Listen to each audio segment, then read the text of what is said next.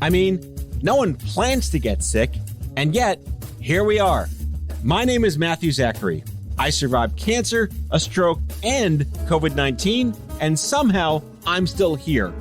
I also survived our stupid broken healthcare system, and I want to help you survive it too.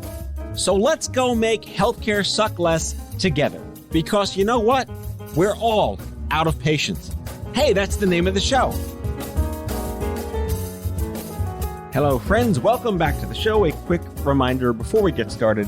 If you like the show, I hope you do, and you're on Apple Podcasts, consider leaving me a review, a rating, something nice maybe, or don't. Up to you. On the show today, here, live at OffScrip Media Studios, is my dear friend, Rebecca Cherry.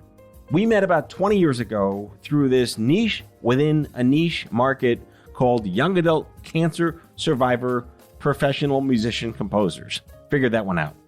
Rebecca is incomparably talented. She's a singer, songwriter, model, entrepreneur, internationally acclaimed violinist. She's performed with Adele, Beyonce, Conan, Jay-Z, the Jonas Brothers. She's been on Letterman, Conan, Fallon, Kimmel. She was at the MTV Music Awards and the Grammys. She's even performed at Carnegie Hall. And if that's not enough, she's a single mom raising a beautiful daughter named Ara, who's in the other room as we tape this. She's phenomenal. What Rebecca has chosen to do with the life she's been given is not just inspirational, it's the embodiment of what it means to get busy living. I adore her. She's incredible. Please enjoy our conversation. Rebecca Cherry. I'm staring at you. You're live in person. You're right here in front of me. How novel. Welcome to Out of Patience. Thank you so much, Matthew. It's so great to be here with you today, actually be with you in person. Well, as cancer survivors, there's to be with you is good to be anywhere. It's a good day to be anywhere.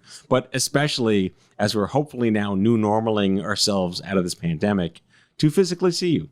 Yeah, it's really great to be able to sit across from somebody and actually look into their actual eyes, and not through a Zoom session or FaceTime, and actually, be with somebody. So it's really exciting to be able to do this now and see some light in the future. Do you think the kids are going to call this Zoom in real life? Well, my daughter definitely, knows the difference between Zoom and real life. But I would say that, yes, they say, let's get on a Zoom. Yep. Yeah. So that's become a thing now. So Zoom is the new Kleenex for tissues, right? It's just no matter what video it is, it's a Zoom. Yeah, you're going to get on a Zoom. Well, no, they also say let's get on a FaceTime. So they do know the difference. But, right. I would say that depending on what kind of phone you have and what you do, then they could be a little interchangeable. But I do think that it's great that it's become a thing now that you go in Zoom. You ever wonder, being in the room when they named this company? Let's call it Video Place. Let's call it Stare at Each Other. No, let's call it Zoom. Yeah, I don't know. Names are funny things. And maybe they were thinking Zoom Room. Right. Who knows where they came up with it. It is catchy. I don't know what it has to do with video at all. Nothing at all. But it seems to have worked. So we'll stick with it. So we were talking before the show. I asked you how many years has it been since your diagnosis, and you had to look it up. And I think that's a good problem to have. How do you feel about that? It is a good problem to have. Of course, I know exactly the date that it happened, but I had to really go and check to make sure that I had the counting correct, because I was a little startled myself when I was like, oh my God, it's been that many years already. Can I tell them how many years it's been? So my first diagnosis was 19 years ago. And I was like, oh my God, I was alive then. First and foremost, what was 19 years ago? What is that like? Oh my God. 19 years ago, I was in my early 20s, and I had literally just moved to New York, and it was right after 9/11 that I was diagnosed, about 6 months later. So it was a very, you could say, exciting time for me in New York. Wait, where were you coming from? I had been in Baltimore before that. I had gone to school there. I was living there for several years afterwards. And I had just picked a date, August 1st, 2000, what year was that? 2001? Yeah. Yeah. And I said, it's time to move to New York. And so I got an apartment and, drove the 3.5 hours from Baltimore and moved into my closet shoebox apartment on the Upper East Side. And then literally 6 weeks later, 9/11 happened. And then, like I said, a half a year after that, I was diagnosed with cancer. Yeah. So all good things. What a great year for everyone. It was tumultuous, yes. So you had a cancer that I think when I first heard the term, it didn't sound like cancer, right? Yeah, melanoma, that weird cancer that people get that nobody knows really what it is and what it looks like. It sounds like a candle scent. It doesn't sound like anything dangerous, right? Sounds like a cleaning solution. Yes, yeah. The new melanoma scented candles. Yeah, it's definitely something that a lot of people even now still don't even really know what it is. When they hear the name, they're like, what's that? If you say skin cancer, they understand that. The thing that I find really interesting is most people don't know how many different kinds of skin cancer that there are. And the way that I had to find out, hence because of the time period it was, I went to the library. The what? I'm sorry. Wait, what? I know. The library. Look it up, kids. Yeah. So back in the day, you actually had to go to a library and take books out and read them. I love this Gen X condescending intentions. Dear millennials and Gen Zers listening to my show, we really love you. Yeah. So I used to love the library and I would spend lots of time there. So of course it was the obvious thing to do is that I went straight to the library and I think I sat there for about 8 hours and pored over every single book that I could find on cancer and skin cancer until I had basically either cried too much or I was too tired. I checked out a bunch of books, went home. And after that, I really just had to quickly just deal with it because I was scheduled for surgery like 2 days later. So, they don't wait around with these kinds of things. So, how did you know what was on your body and where? Well, it was a fluke. I had not been feeling well for about a year plus and had all these mysterious illnesses. There's our first siren. Yep. As promised, listeners, the Manhattan background is a character on this recording. Yeah. So for almost 2 years, I had been, and maybe even more, been having like what they would say, oh, you have an infection. We can't figure out what it is. I was having fevers and very strange illness signs that my blood cell counts were off, of course. And they would say, we just don't know we don't understand what this is. We don't know. Why do your blood cell counts look like this? You must have done something. Yeah, because it's your fault. Right. Are you stressed out? Are you eating okay? What did you take? What are you doing? It must be your lifestyle, and I was laughing. I was like, well. Blaming the patient is always solid medical behavior practice. Yes. I've been blamed for lots of things medically, which is fascinating. I won't get into all of them on the podcast. But yeah, so there was a lot of like blaming and shaming going on that like maybe I had done something to deserve the repeated illnesses that I was having and the issues that I was having that I couldn't explain, and my deteriorating health that I couldn't explain. Did any of them eventually like grow an empathy spine and be nice to you and say, let's figure out what this is together? No. What had happened actually is that I randomly just I was new in New York. I went to a dermatologist that was recommended to me, and I went for a routine checkup because I had always gone. My parents were advocates of dermatologists, and they always said, we got to go every year and get checked and check out everything. And so I would do that, and I had always been healthy. And I saw this dermatologist, and she said, everything looks fine, but I'm going to take off 5 or 6 moles because I suspect that later on they're going to be an issue. It was right before Christmas. I remember that. And so I don't celebrate Christmas, but she said, have a great holiday. You probably won't hear from me. Everything will be fine. Just go enjoy yourself. And my friends came to visit that week, and they came, now they have 3 kids, but at the time they were single, and they came to visit me for the whole week, and we had a great time. And literally 2 hours after they left, I got a call from the doctors.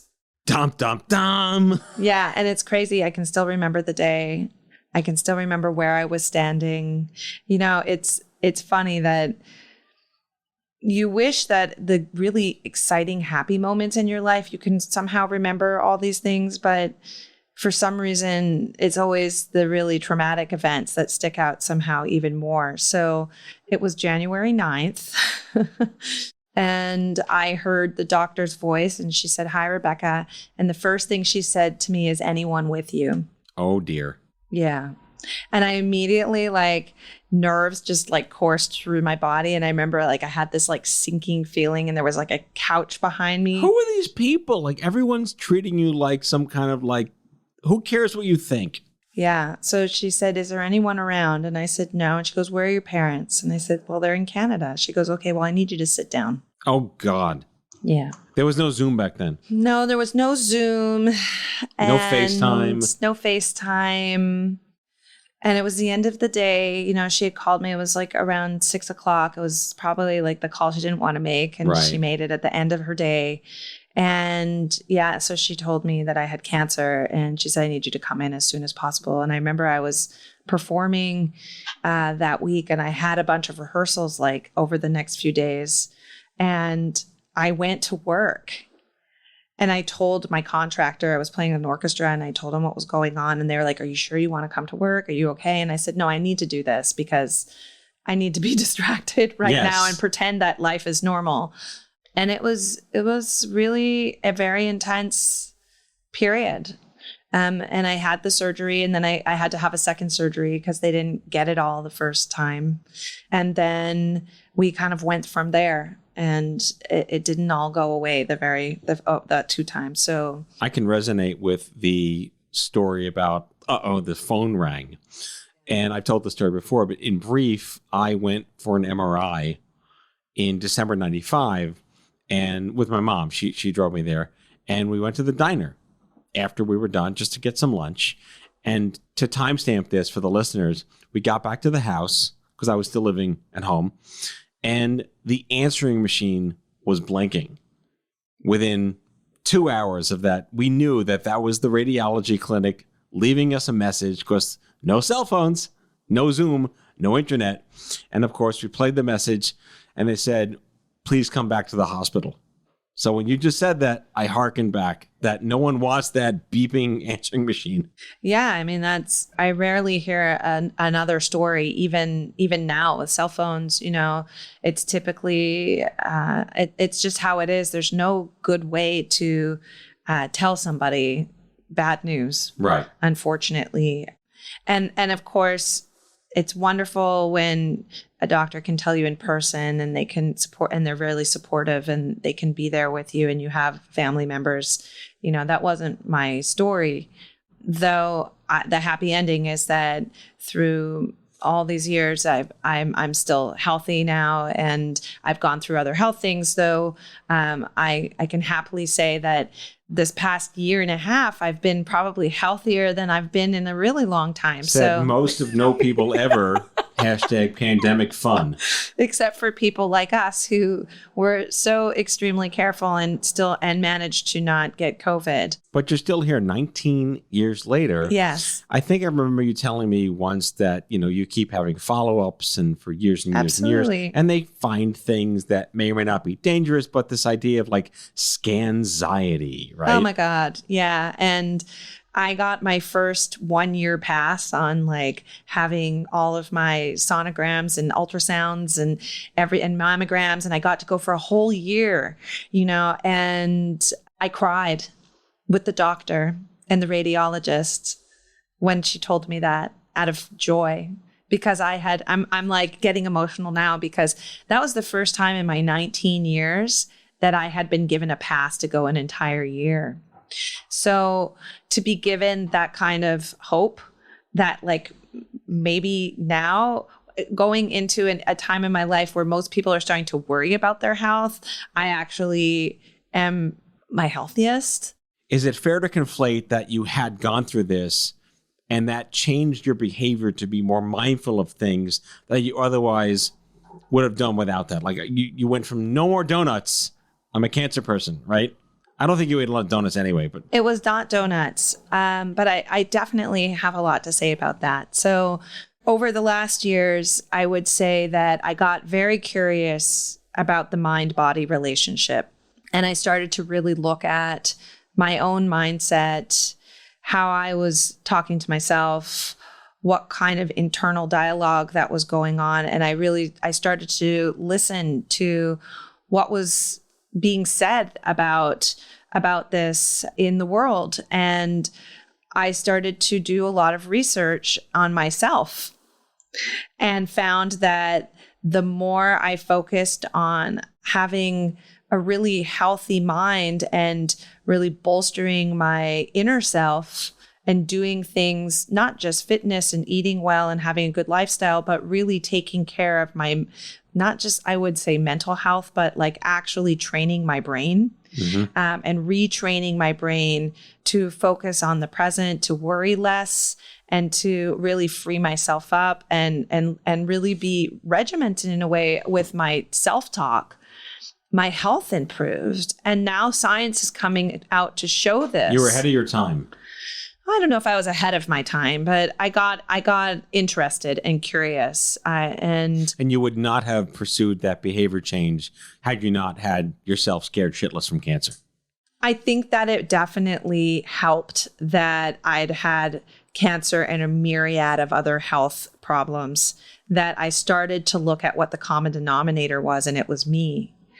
Because I've had health things my entire life since I was young, I saw that, on the, I guess you could say more on the holistic side of things, when I was working with Chinese traditional doctors and, homeopathics and naturopaths, they talk a lot about, and Chinese medicine, if you look back in Eastern traditions, there's this whole connection. It's been there for thousands and thousands of years. But, in Western medicine, we've spent a lot of time negating these traditions. But when I really started to look at it, I saw that there really were connections, not just for me, but I could see patterns with people in their health and how they were living. And I think I just really had a passion to live and I want to live as well as possible. And that really, some of that also got heightened when I had a child, because now, that whole thing. Yeah. Because now all of a sudden it's like, well, I want to live as long as possible and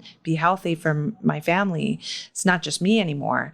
So a lot of things shifted around that time, because also you could say I was bankrupt in all the things I had tried and they weren't working.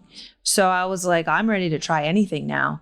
If it means that I have the opportunity to live, freely and have a great, healthy life in the second half of my life, then I'm going for it. And it's been working.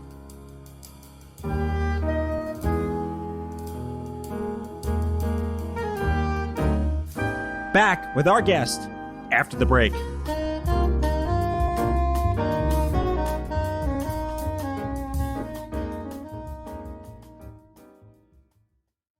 Has your chronic illness made it difficult to continue working in the traditional way?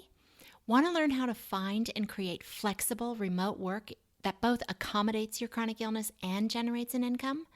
Join the Patients Getting Paid membership, a community of chronicpreneurs where people just like you find workshops and trainings, weekly updated condition-specific gigs, twice monthly coaching calls, co-workings, accountability, and the kindest community to support you on your path to make money while working from anywhere and taking good care of yourself. Learn more or join us at patientsgettingpaid.com.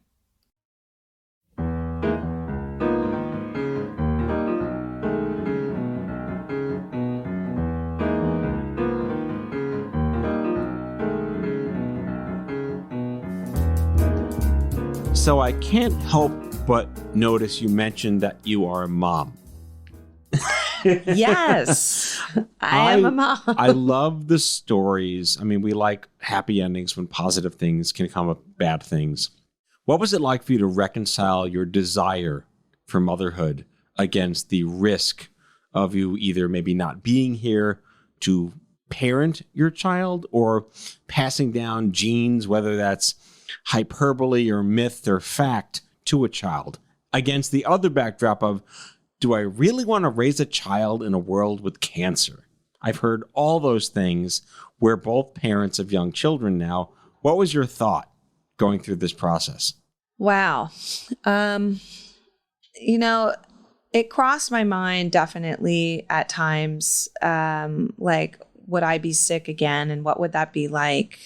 Also, because at the moment I am a single parent. So I've been raising my daughter on my own.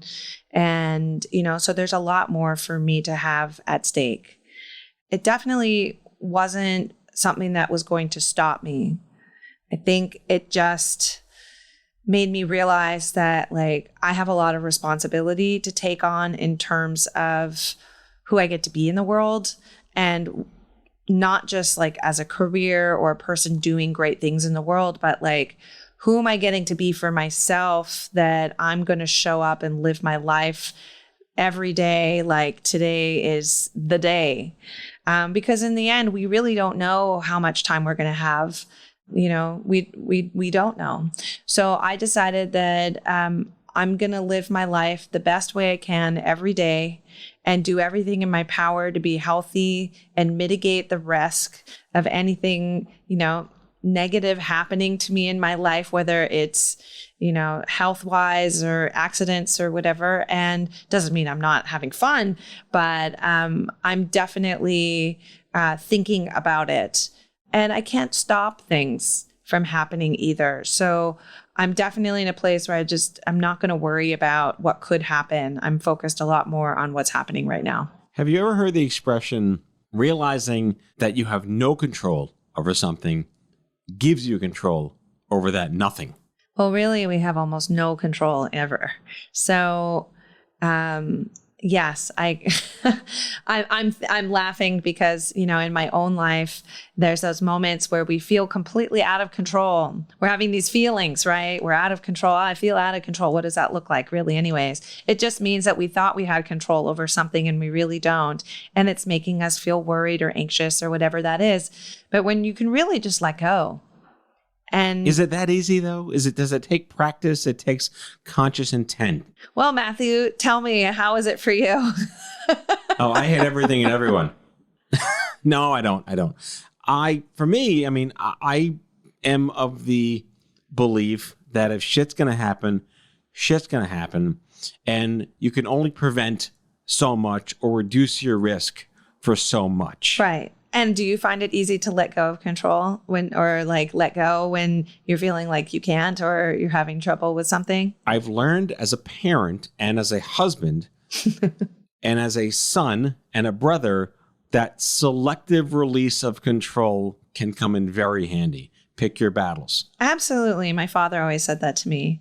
And I really appreciate that. And there is something really wonderful to just letting things be free and know that, like, I don't know, I'll be a little spiritual here and just say that, like, if it's meant to be, it's meant to be. And, I'm a big believer that, the universe has our back. So if things aren't working out, it's just not supposed to be that. And, if you have an intention, then put it forward and let's go. So I want to talk about the word survivorship, because we're doing this project now that our listeners will find out about soon, wink, wink, hint, hint, about the word itself and its origins and what it meant. And in 1986, a group was founded called the National Coalition for Cancer Survivorship, and they decreed, like the hear you scroll that you pull open, that you are a cancer survivor from the day you're diagnosed, regardless of how long you live.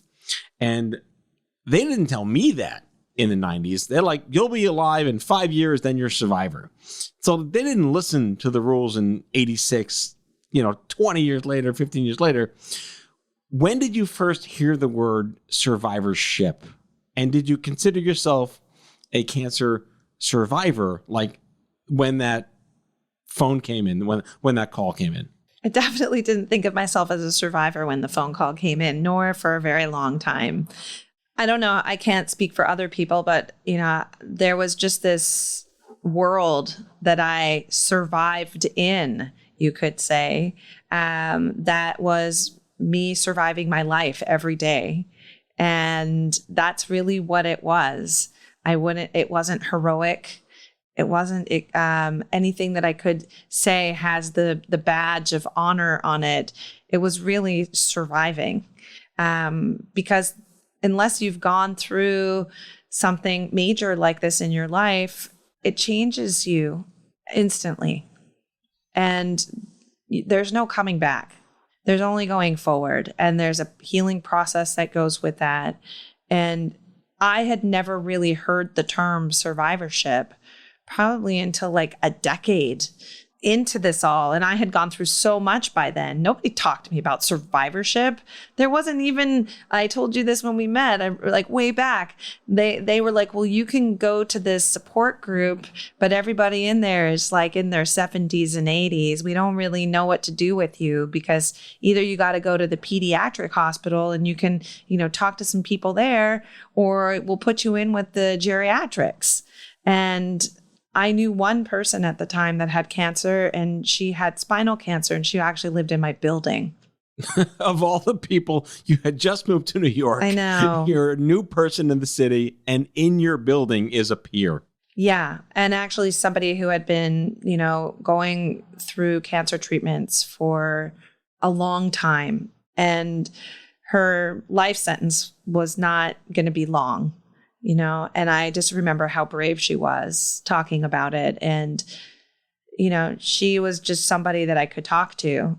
And in some ways I felt a little guilty because I knew that like the type of cancer I had, wasn't potentially going to kill me at that point, though she knew that, there wasn't much they could do, that one day she would be paralyzed and that would be the start of the end.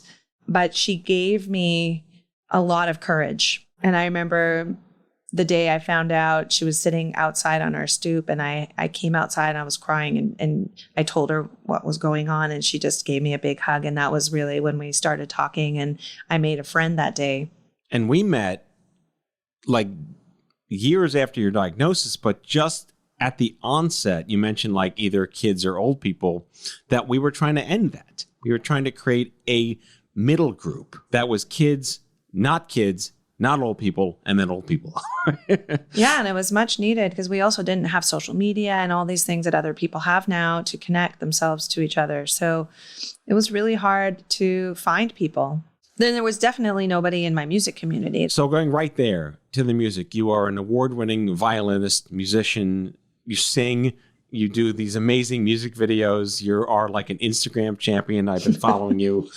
I mean, we're both like pre-internet cancer people, so we have an appreciation for sharing stories done right on social media. My question to you is, can you pinpoint any one particular piece that you've either composed or performed that means more to you than anything else as someone who's gone through what you've been through and has this spiritual appreciation for life?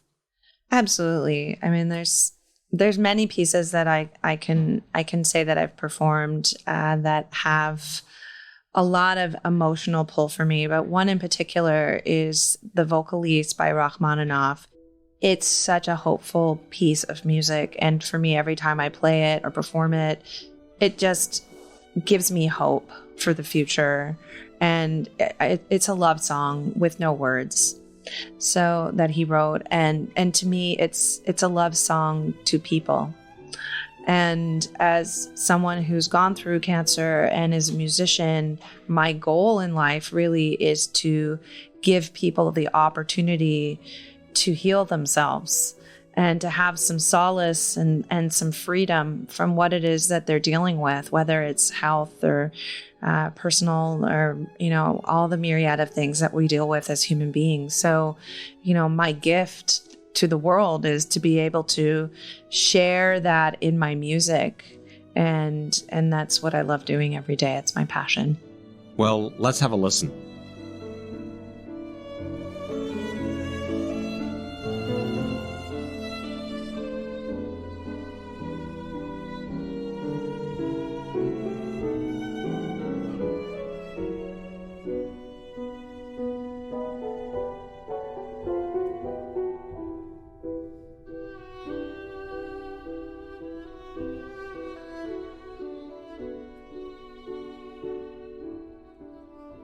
So as of this taping, we're slowly coming out of the pandemic. We're somehow still here despite all the crap that we've been through, including raising children, which is its own thing to be surviving past. What can we look forward to in your life? You've been through so much. You have a message to the world about fortitude and perseverance and understanding yourself and your inner perspective. What can we learn about you? Well, a lot is happening right now. You know, it's been a very unique year. I've gotten the opportunity to really look at what's important to me, make some changes in my life, and really get connected to who I am as an artist, a musician, and an entrepreneur. And I'm embarking on some artist development now in some new areas of music. I'm meeting a lot of new people now that I wouldn't have met other than because I met people during the pandemic that because of different things I was doing that had me forge some really amazing relationships. And because of that, now I'm able to start to work on getting my passion projects and and really what's important to me about music out into the world. And so you can look forward to seeing a lot more of me, I think, out with people. I'm literally out with people. But, you know, my goals in the next, few years is that people are going to really know who I am. Where can listeners learn more about you? So the best place to actually find out everything about what I'm up to is on Instagram. And you can find me at Rebecca Cherry. Hey, that's your name. That is my name. I know. Imagine that. Personal branding. Absolutely. So thank you so much, Matthew, for having me on your show. It has been a pleasure to physically see you. I know. And to have you on the show. Take care. Take care. Thank you. That's all for today, folks. If you like today's show, be sure to subscribe, leave a review, follow us on social, and tell all your friends to listen. Out of Patience with Matthew Zachary is a product of OffScrip Media. Our executive producer is Matthew Zachary. Our senior producers are Brianna Seeley, Jen Oranger, and Andrew McDowell. It is mixed and edited by Brianna Seeley. Our theme music is by the Mike Van Allen Quintet and by Mara. For advertising and media inquiries, email media@offscrip.com. Hit us up at contact@offscrip.com to share comments, feedback, and make recommendations. For more information, visit offscrip.com.